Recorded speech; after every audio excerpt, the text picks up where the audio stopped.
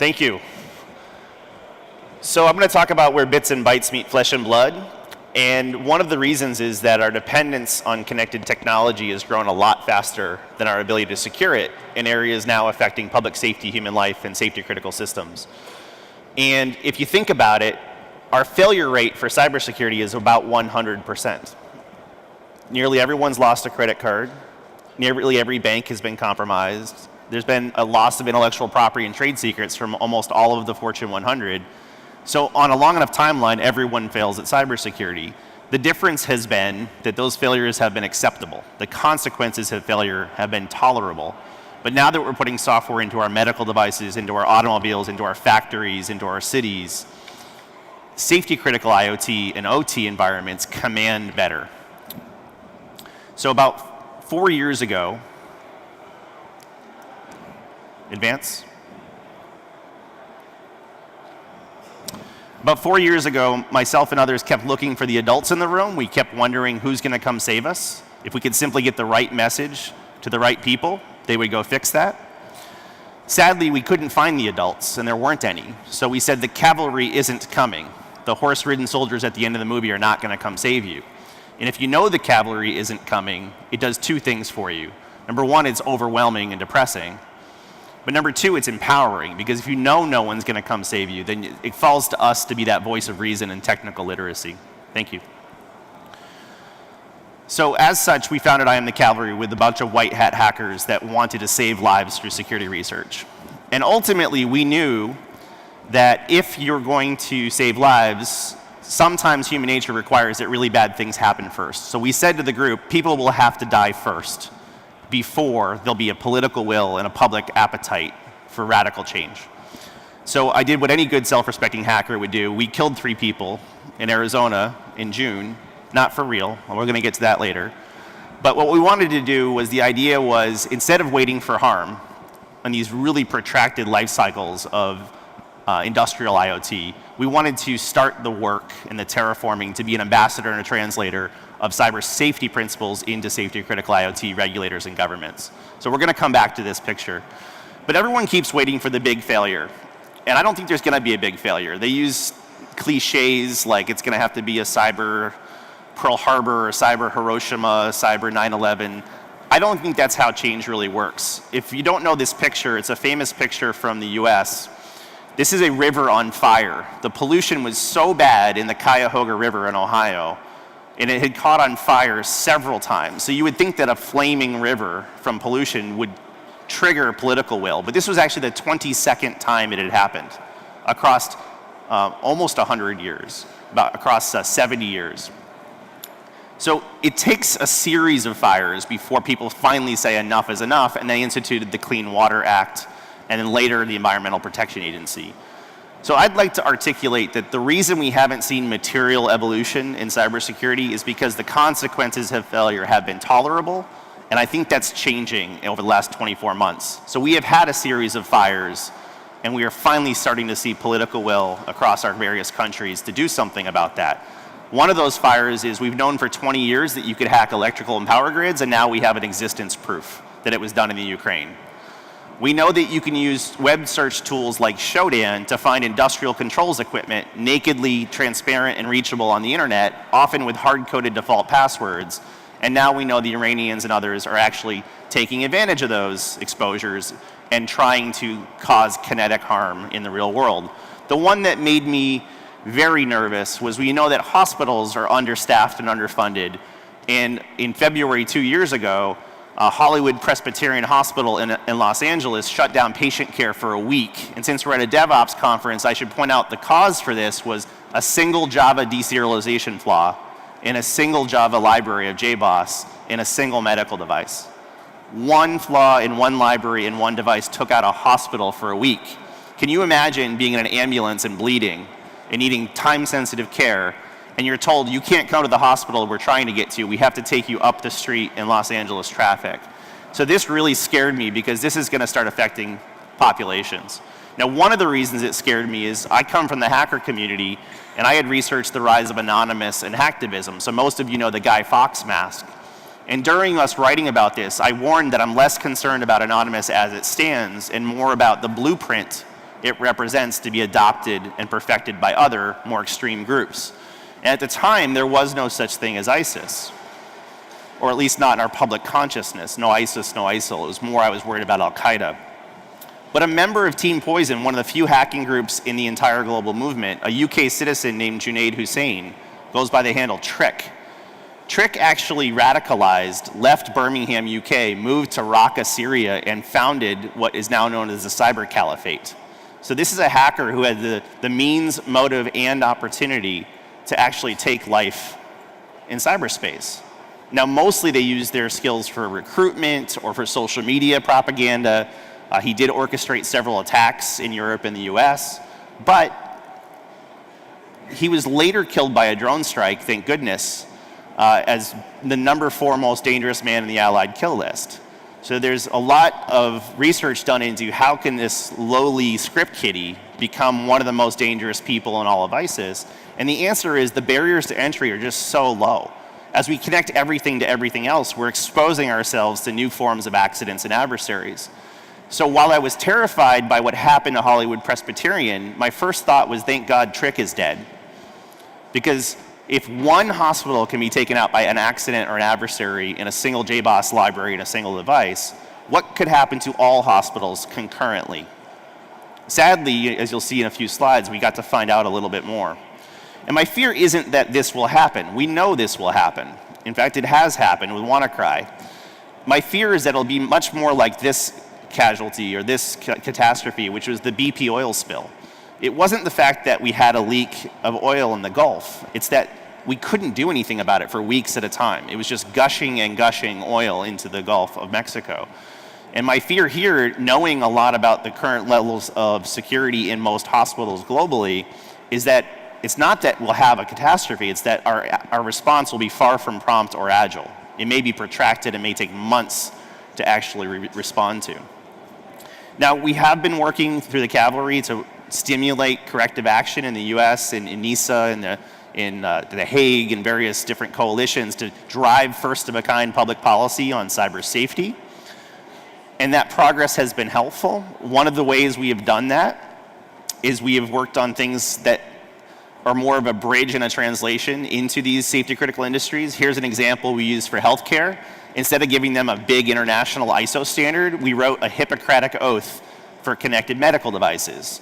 Just like doctors take a solemn symbolic oath to say we shall do no harm, we wanted a similar thing to say as technology increasingly plays a role in the delivery of modern healthcare, these technologies too must contribute to the delivery of patient care. So on the whole, we think there's a promise to connected medicine, connected factories, connected vehicles. There's a peril as well. And if we're cavalier about the peril, any crisis of confidence in the public to trust these technologies will postpone the benefits for 5 to 10 years. Imagine what would happen if doctors ceased trusting these technologies. They would retreat to less connected but also less effective treatment models. So what we basically say is you must be this tall to ride the Internet of Things. And this is not a sufficient list, but basically since all systems fail, you should be able to avoid failure with secure design, take help avoiding failure by working with researchers, acting in good faith. You should capture, study, and learn from failure. You should have a way to isolate and contain failure. You should have a way to inoculate against future failure. And sadly, almost none of the vehicles and almost none of the medical devices can do all 5 of these, nor do they even have a roadmap to get to all 5. In fact, we're going to talk about OT later. In the OT environment, we're actually against the idea of patching. But once you connect things and once you're hackable, an unpatchable but hackable device is a public safety issue. So these things are really just to terraform and nudge these traditional isolated industries towards one that it can be maintainable and defensible. And one of the things we can't do is use traditional best practices either. I already told you that 100 of the Fortune 100 have lost intellectual property and trade secrets. So our best practices aren't. So another model the Cavalry has developed, and I could do a whole talk on this one slide, is that IoT and safety critical need to be treated differently. A lot of our best practices are predicated on a financially motivated adversary who's after the confidentiality of replaceable records in a multi-layered design environment on a certain set of hardware software. So we basically say when you're talking about safety critical, you need to be more imaginative and look at different adversaries with different motives, different consequences of failure, including loss of life, physical damage, or even crisis of confidence in large parts of our economy. And then there's a different operational environment. Your perimeter might be your body. It might be an insulin pump attached to you. The different composition of goods, of hardware, firmware, and software. Massively different economics and wildly different timescales. A lot of the industrial equipment is meant to live for 15, 30 years. And we're just not designed to make software that can remain healthy and defensible for 30-year lifespans. Now, I told you that we would need to have some fires. It was actually the tsunami of IoT devices in the Mirai botnet that really catalyzed a lot of political will. It didn't actually hurt anyone physically, but it took the internet offline for half a day. And it was pretty devastating here in Germany as well with Deutsche Telekom. But mostly this was comprised of IoT cameras that had 3 defining characteristics. They were internet connected, they were, had a hard-coded password, and they were unpatchable. And that trio spelled disaster because it basically enabled a botnet larger than anyone in the world can stop. And by interrupting the internet and global commerce for basically a day, public policymakers said, wait a second, I was told if we regulate IoT and software, we may stifle innovation and hurt the economy. But this attack showed that if we don't regulate IoT or software, we may stifle innovation and hurt the economy. Now, there were some private sector responses, a bunch of good guy hackers or gray hats, I would say, not even white hats. They decided to make a vigilante bot that would go around and find these poor hygiene, this long tail of low-cost, low-hygiene devices and destroy them. And one of them was called BrickerBot. The problem with this method is it's one thing to kill an internet-based camera that costs $100. It's another entirely, but those 3 characteristics describe most medical equipment, most industrial equipment. Internet connected, hard-coded password, and unpatchable.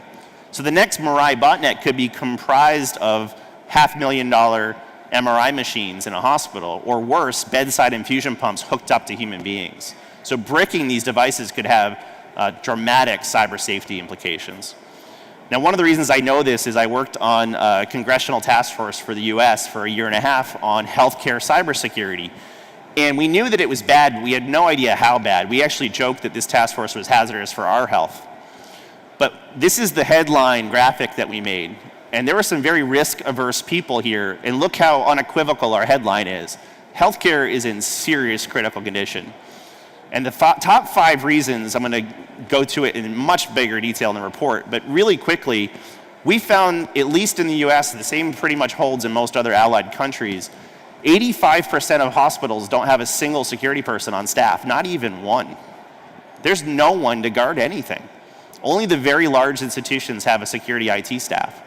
Number 2, they're defending really old, antiquated technologies. Windows XP, which is not only end of life, its successor, Vista, is also end of life. Windows XP is often a best case scenario for these hospitals to defend. Number 3, the race towards connected medicine to put electronic health records throughout the system took devices that were never designed or threat modeled to be connected to anything and forced them to connect to everything. So you had a level of hyper-connectivity and premature connectivity that was not merited or deserved, which leads to number 4, which is in the Hollywood Presbyterian example, a single flaw can take out a whole hospital. The blast radius of an attack is infinite because there's no segmentation or isolation in a lot of these networks. And then lastly, if you think this might be a rare occurrence, we looked at the average medical technology that deployed in the world, over 1,000 known vulnerabilities. Not 0 days, not hard to find things, known but unpatched vulnerabilities, over 1,000. So let's put those together again. 85% or more hospitals have no one guarding the security. They're running really hard to defend systems that are over-connected to each other and reachable by the outside world so that a single flaw in a single device can take out an entire hospital, and the average device gives you over 1,000 chances to do so. It's a miracle we haven't seen more hospitals taken offline. Now, we had a big fight with the healthcare industry because they said, we have no money. We can't afford this. I said, okay, if you can't afford to protect it, then don't connect it. But they don't really have a choice. So to use my inner Stan Lee in Spider-Man, I changed it a little bit to say, with great connectivity comes great responsibility. Now, sadly, just as this report was coming out as a blueprint for how to prepare ourselves for massive attacks, the Wannacry ransomware worm took out 81 hospitals in a single afternoon in the UK alone. Now, they were the most hit country, but every country was affected a bit. Now, just to put this in context, 81 hospitals is 40% of their national capacity. Almost half of their ability to treat trauma patients, stroke victims, critical care units was diminished.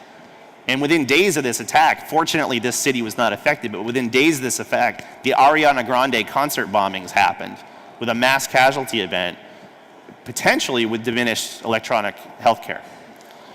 Now, we know people died because of this, and one of the reasons we know this is in the medical journals, unrelated to cybersecurity at all, there's a famous study done about the Boston Marathon, and then they expanded it to several marathons, and they said if you have a heart attack during a marathon, you're a lot more likely to die. And the reason was, your ambulance takes on average 4.4 minutes longer to get you to the hospital during a marathon. And as such, they saw a statistically significant raise in the mortality rate 30 days later. So if you have a heart attack that day, you don't die that day, you're much more likely to die from that heart attack. And although this study was about marathons, what it showed us is degraded and delayed patient care increases mortality rates. So what do you think happened to degraded and delayed patient care when 40% of the UK hospitals were down that day? So to really drive this point home, we had the existence proof of the Wannacry attack to get the attention of the public. Number 2, we had our congressional task force report. And number 3, we decided to kill 3 people in Arizona. And it was in a simulation, but we did the first ever clinical hacking simulations in Phoenix, Arizona last June. What we did is we got members of government, members of the city and the state, members of the hospital community, device makers, all of the stakeholders we could get around a patient-centric model. Now, doctors do simulated ER practice all the time. If a pregnant woman comes into an ER, emergency room, and you want to give them electroshock for their heart, you can't just do it the same way you do it to you or I, because there's 2 heartbeats. So they drill all the time on their off hours with realistic actors and with realistic surgical dummies to make sure that they can handle these more exotic cases. So what we did is we mixed real hacks against real devices with real human physiology to see if the doctors were prepared to handle the patient care irrespective of any hacking. The results were quite interesting. Of the 3 simulations we did, all 3 patients died. One of them coded plural times, and I'm going to show you a quick little video of one of them. But we tried to capture this all on video. On day 1, we did the 3 ER hacking simulations. On day 2, we did some tabletop simulations of taking things out. There is an ABC Nightline segment if you want to see more about the entire strategy. But here, let me just play a video. Audio? This is Rescue 7. We have a 74-year-old male with chest pain. History of heart block. Pacemaker intact with a paced EKG. No STEMI. GCS 15. Blood pressure 150 over 75, heart rate 20, respiratory rate 20. We'll be there in 3 minutes. So the guy in the white jacket is our unwitting test subject. Everyone else are physicians. This guy in blue is our hacker/surgeon friend. And this guy has a pacemaker defibrillator that can give him electroshocks if he has a heart attack. The reason he's in the ER is every minute on the minute, his shocker is giving him an electroshock. So something's clearly wrong with the device. Now this is the actor, and we want to see is, do they notice there's a hack? Probably not. Does it affect patient care delivery is one of the questions. And across 45 minutes, we get to see what happens. But the way the human physiology works is if you shock the heart at exactly the wrong time, your heart's repolarizing, you cause a heart attack. So the patient is being treated by this doctor. He's doing everything he's trained to do. Can you hear the video, audio? I was watching TV at home and I started having these shocking chest pains, and it happens about every minute. And each time it happens, it feels like my chest is going to burst. Have you ever had a pain like this before? No, please don't. You got to stop it. I got a heart block, and I got a pacemaker, and a shocker, and I think it keeps shocking me. Okay, do you know what type of heart block you have? I don't know. Am I going to die? So he says, am I going to die? Happened today, sir. So even though the physicians know so there's this screen, even though the physicians know that this is a simulation, most of them forget that. It's very realistic to them. So as they're talking to him about the symptoms, he goes into cardiac arrest. He passes out. Can you skip ahead a minute, please? So you have any belly pain? Ow! There's the scream again. Stop that. Yeah, that's good. And I want you. So when he passes out, they go to a surgical dummy. Now these surgical dummies, they have realistic ribs that crack. I've seen television shows all the time when they do the chest compressions, but I didn't know that every time you do that, you break ribs. So they're doing chest compressions. They have to resuscitate him 3 or 4 times. Go ahead and skip another minute forward until you see some surgery. Ultimately, what they decide to do is their training says, should we just put a magnet on this device? They have fail-safes that if you put a magnet on the device, it'll factory default back to safe configurations. The problem is that didn't work. And the reason it didn't work is we replaced the firmware because all that logic is in the firmware. So the hack of the device undermines the limited training they have on defective devices. So ultimately they have to put a chest tube in, they have to do compressions 7 or 8 times, and they ultimately decide, let's crack open the heart, the chest cavity, cut the lead wires, and take this device offline. So a very traumatic 45-minute video where the doctor says, we're just not trained for this. They had no idea they were hacked. All their training failed them. They just see this exotic case and don't know what to do with it. So why don't we stop this by, I'll just go ahead, in case you don't want to see some fake blood. But the idea was in all 3 cases, we hacked a bedside infusion pump, we hacked an insulin pump, and we hacked this pacemaker defibrillator. But in all 3 cases, none of the doctors figured it out. All the patients died. And when we told them the devices were hacked, they had no idea what to do or even to ask for an autopsy. And in fact, for the devices we specifically did, an autopsy wouldn't have helped because there's no tamper-evident forensically sound logging in any of these devices yet. On day 2, we did a tabletop simulation where we would start with just taking out a single hospital by logging in with the default passwords to the building automation systems like elevators and also the electronic medical record systems. No hacking at all, just logging in with passwords you can Google. And we thought people might die in phase 2 when we do this to several hospitals in the city. And then if they didn't die yet, we were going to do a simulated bombing attack to see what would happen during an emergency.